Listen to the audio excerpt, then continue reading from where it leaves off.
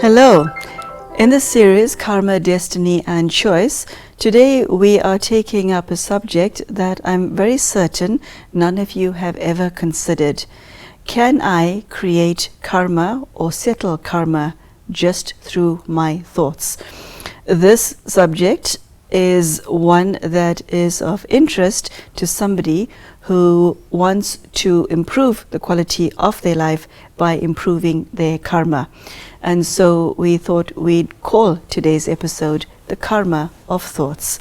I have in the studio with me Sister Denise from the Brahma Kumaris. Hello, it's great to have you back. Hello, thank you, Magla. Good to be here. Karma of Thoughts. When you dropped this bomb in a previous episode, I was, what? Because most people who have an interest in the law of karma or an understanding of it are aware of the law of action and reaction. And some have an inkling about words. But very few, if any, understand that I can create karma with my thoughts. Yes. What is that? It's called an act of mind, a thought. An act of mind. Right. So you do up here? You produce thoughts. The practice of yoga is to do with perception at the level of the mind. So the instruction of yoga is like this: perceive the mind of God with your mind. That's a beautiful definition of yoga, yes. That means you have to concentrate on the mind of God, on the being of God with your mind. That is very, very subtle. And your mind is very unstable. The mind is usually compared to a candle flame, and any kind of slight breeze will make that candle flame flicker. If you have a karmic account with another person, at the time when you wish to connect with God, your mind will go to that other person. And to finish your account with that other person, you have to remove your mind from the other person and focus it on God. But the other person is like a magnet. God is like a magnet. And it's up to you which magnet you're going to go for. And if you have an attachment or a karmic bond with that person, you will not have enough strength to take your mind away from that person. And this is how you know that you've got a problem. A problem in the sense that you have a karmic bondage. That's about relationships, yeah? What happens when I create a thought of hate, of anger, revenge, or malice? Just a thought, no words, no actions, against another person or a group of people. What happens? That means you are creating a karmic bond with that person or those people, which is putting you into debt, and you will have to pay. Even if you don't say anything or you don't do anything, you just think negative thoughts about that person, that is going to put you in debt. Now, here's the scenario, Sister Denise. If someone has treated you extremely badly and has been the source of great sorrow, and an individual ends up hating that person, does the perpetrator of that, it could be a crime, not deserve the hate? They may well deserve the hate, but there's another question to ask yourself, and that is, do you want to be bound to that perpetrator? So if you hate somebody or hate or have any negative feeling towards someone, you are binding yourself to that person. That's what karmic bondage is about. Oh, phew, that's big. Okay, does prejudice follow the same line of reasoning? Absolutely. Give details. Well, the thing is this: according to the law of karma, thought is the seed of action. Yes. So you're thinking about someone in a malicious way, a hateful way, a revengeful way. Sooner or later, it's going to come out of your mouth. and sooner or later you're going to do something about it, and then you will really have to pay. So while it's going on in your mind, you're preparing words and actions, because you're thinking with verbal thoughts, verbalized thoughts. You are imagining things that you will do to that person and so on, and pretty soon that can become a practical reality. If you think, well, it's only a thought, it doesn't matter, I can indulge in hateful thoughts because I didn't do anything. But a time will come when the energy of those thoughts becomes so strong that it converts into words and then actions. And then you're really in trouble. So the practice is to ask yourself this question: do I want to be bound to this person or this group of people? You know, usually if you don't like someone, you don't want to be bound to them. And that means in your mind you have to let go. But you can't let go because you're so focused on them. So the effort, the really strong, we can call it tapasya, striving, is to take your mind away from that and focus it on God. Because if you just want to not do something, you can't not do something. If you tell any person, don't think about a green apple, what happens? Yeah, the obvious. Anytime you have in your mind that you will not do something, you'll do it. So it's much better, much more effective to say, not I'm not going to think about this person, but I am going to think about my connection with God. And even if your mind goes off to that person again and again, no, where I want to be is I want to be with God. I want to understand the depth of this situation. I want to be able to take personal benefit, take a lesson, take some wisdom, something like that. You will be working with your mind and your intelligence to transform that pull into something which is self-enriching. And in this way you neutralize that bond and you are free. And just, this is so much, like so much. When someone is in pain, and the vast majority of individuals listening to you right now have experienced some or another form of pain, you ruminate about the pain. You stew in the pain. It could have been perpetuated against you when you were a child. So as you think about the pain, you also think about the one who caused you the pain. You could have even gone so far as to totally cut off the perpetrator from your life in action and in words. You don't speak to the person at all. What do you do about your thoughts that are not necessarily anger or aggression, not the secondary emotions that we just talked about, okay, but the primary ones of intense pain, humiliation even, sorrow, trauma? If you decide within your mind that this pain is you settling karma, then you process the ideas. Okay, if I'm settling karma, it means this pain is there for me to get free.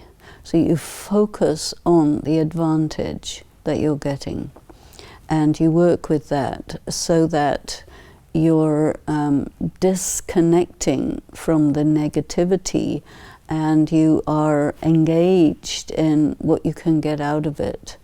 Because there's always a way to elicit meaning from something negative, and that meaning is to your advantage. A good yogi is always going to look for where am I getting advantage, and to use this principle that whatever is happening and whatever has happened is beneficial for me, and it's up to me to figure out exactly where is that profit, where is that benefit, so that I can actually take profit, take benefit, and enrich myself. And in that process, you are then able to let go, and it doesn't have a pull on you. But if you don't do the work of really going into the depth of it in order to extract the riches that is contained, it's like mining. You know, you go down a hole to find diamonds. It's a lot of work. There are diamonds in there, but you have to go find them. Now that you've dropped this bomb that one can create karma just through thought alone, tell us how one could use this understanding so that I only draw benefit. One thing that's important to know is that at all times the mind is producing thought. Some people think that meditation means to stop the mind, but the practice of Raj Yoga is not like that. The practice of Raj Yoga is study deep, so that you're all the time feeding your mind with meaningful, positive, extraordinary ideas that you can ruminate upon. And you want to be able to produce very pure, very powerful, very positive thoughts, like you're a star and you're extending rays of thought which are like light rays or light waves which are going out, filled with the essence of what is your being, purity, love, power. You're just extending goodness that comes from your essence. You use your mind to do that. You are creating very high-powered karma. If you try to prevent your mind from doing something, it's very unproductive. Give your mind something to do that's really positive, and you use your power of intelligence, your intellect, your conscience, this muscle of the soul, to guide the mind in that way, because you can only experience anything in your mind. You use the word intellect. How does one's intellect fit into all of this? Well, the intellect is like your intention. It's like a muscle, and it drives or guides the mind. Now, some people, they are in opposition with their mind and they end up damaged. The intellect is the part of your consciousness that absorbs information, but you cannot experience anything with that part of your consciousness. Experience is only in the mind. And so the mind is like a vehicle that your intelligence may understand what is peace, but only when the mind goes to the source of peace, directed there by the intellect, can you actually experience peace. So your mind is very subtle. Your intellect, your intelligence is quite gross in comparison. But what you want is to experience something. And you experience something by going into what is the meaning of a thought. So if you start having hateful thoughts, you will experience hatred, which is very negative, and it will consume your energy and gets you in bondage. If instead of that, you produce thought that is meaningful based on your study, because your study will help your intelligence to give your mind food for thought, so that you can contemplate upon what something really means in terms of the feeling of it.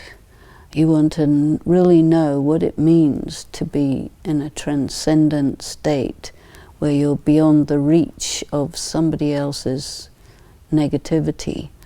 And one adage that I encourage people with is, I say, don't suffer for someone else's karma. That is something so many of us do by choice.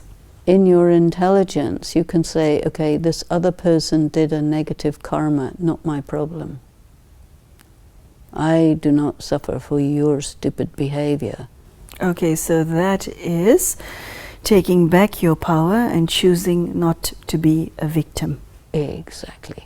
That takes so much of personal power, Sister Denise. So much. But when you're doing a spiritual practice, what's happening is you're accumulating power, you're accumulating skill, you're accumulating all sorts of things that's going to allow you to be a successful being. And it's much greater than, okay, you earned lots of money, okay, so it comes, it goes. This stays with you because it's in your soul, and it'll stay with you for birth after birth after birth. So this is a very, very fruitful investment, because you're really investing in yourself, your being, your mind, your intelligence, your heart. You know, this is the immortal self. You speak quite extensively of the mind and the intellect.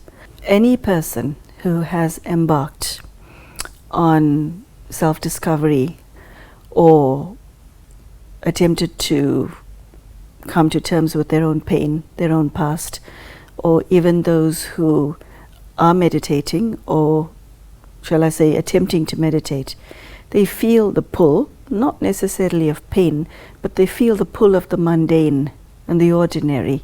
The mind, as we know, is somewhat shy when it comes to concentration and focusing on things like being a soul and with the Supreme Soul. How does one deal with the gravity of the mundane? This is why it's really interesting to try to distinguish between the mind and the intellect, because they're really very different. The intellect is like a muscle, it's like a container. In a sense, artificial intelligence tries to copy the activity of the intellect. The mind corresponds to it's all about feeling and experience. So the mind and the heart can be, you can say, interchangeable. And you don't concentrate your mind or heart, you have to concentrate your intellect. In English, we use the word mind when we mean intellect. And the words that are the vocabulary for spiritual practice are Sanskrit words or Hindi words. And so the translation is always an equivalent. And the meaning of words is strongly influenced by how they're used in the culture. So in English language is more to do with science and economics and calculation and this sort of thing. So it's all work of the intellect. The mind is what goes into ecstasy and what goes into agony. The mind is not the muscle. The intellect is the muscle. The mind is like a flame. And you cannot experience anything at all. Your intellect is without goodness and badness. It doesn't know the difference. It can understand correct and incorrect and right and wrong, but it can't experience things like love or peace. And which part of you can? The mind. Experience. The mind is like a sense organ which can experience intangible qualities. Love is not tangible. Loving behavior is tangible, but love itself is not tangible, it's intangible. That's lovely, yes. And what do you want? Love. You want to feel love, and you try and feel it through the physical. But then you're not really feeling love, you're feeling something loving through the physical. But if you want to experience love itself, it's very, very subtle. And you have to carry your mind beyond matter to experience the essence of love, which comes when the soul and God are in contact. And then you draw that, because it's an energy as well. And I think human beings, when they want to have a consummation of a loving relationship, they want to experience that. But it's very, very subtle. And sometimes they will use sexuality or whatever to go there, and they may, like with any drug, you know, your first high is the highest high, and after that it's always lower and followed by a low bottom. And this is why it's addictive, because it's used as a compensation for the fact that you're not in contact with God. But if you understand this, and you understand about God, then you can use your intellect to connect yourself and carry the mind there. So the intellect has the concentration, and if the mind is willing, it will go along, but you have to get your mind interested to come, because your mind will say, oh, you know, been there, done that, got the t-shirt, not interested, and it goes according to association, and it's very influenced by sense perception and memories and worries and imagination and so many things. So to get the mind to be stable and steady is a big job. But if you understand how it works, and you understand how the mind and the intellect work together, you understand the subconscious, you understand your destiny, you understand karma, all of these things. Why do you study them? So that you can get your mind to go to God and feel. Wow. Wow. We have and can create negative karma through the mind and the intellect. We have created good karma through the mind and intellect. How do I prepare myself adequately on a daily basis to only create thoughts that bring me positive fruit? Because the thought process occurs involuntarily. Yes. Once you create a thought, saying a negative thought, like, I don't like this one, or I really hate that one, or I'm going to do something bad to that one.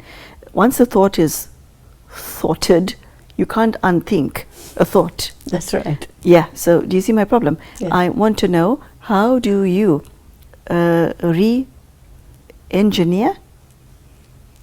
for want of a better word, your inner world, that the machinery works to your advantage? Once you learn about the philosophy of karma, you can develop the technology that comes from this. Look at the analogy of science. Physicists could understand the laws of physics to a point where they could develop technology, electronics, artificial intelligence, information technology, communications technology. That's the gross equivalent of what we have to do with yoga. The key is to really, really know the philosophy of karma at a very, very refined level.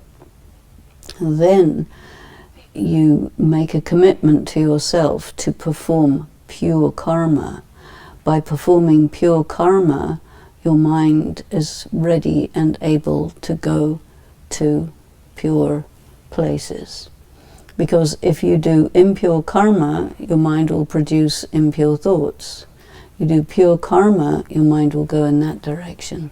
Everything depends on you being right with yourself and performing karma that corresponds with your essential truth, your essential identity as a pure, peaceful, powerful, loveful being of light who is in association with God.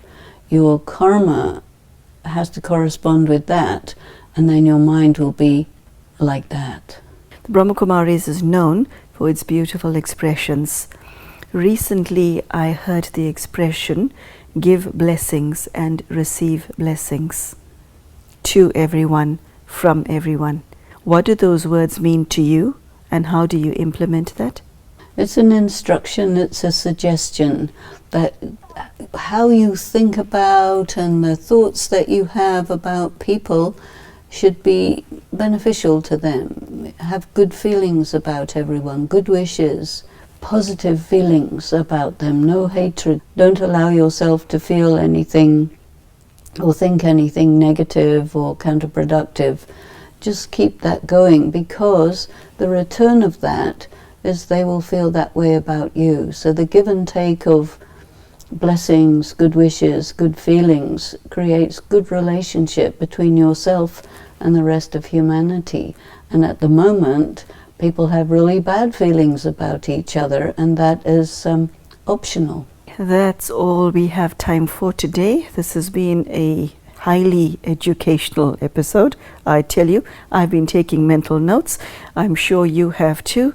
So there you go. One can create karma with one's thoughts alone. What a shock. So I hope that having listened to the churnings of a senior yogi, you are able to reprogram your own mind and intellect to create such thoughts in future that you bring only the best towards you, towards yourself, towards your body, and especially your relationships. I hope that this is yet another way you have learned how to create pure karma. So thank you for joining us, and it will be great to see you again soon. Take care. Goodbye.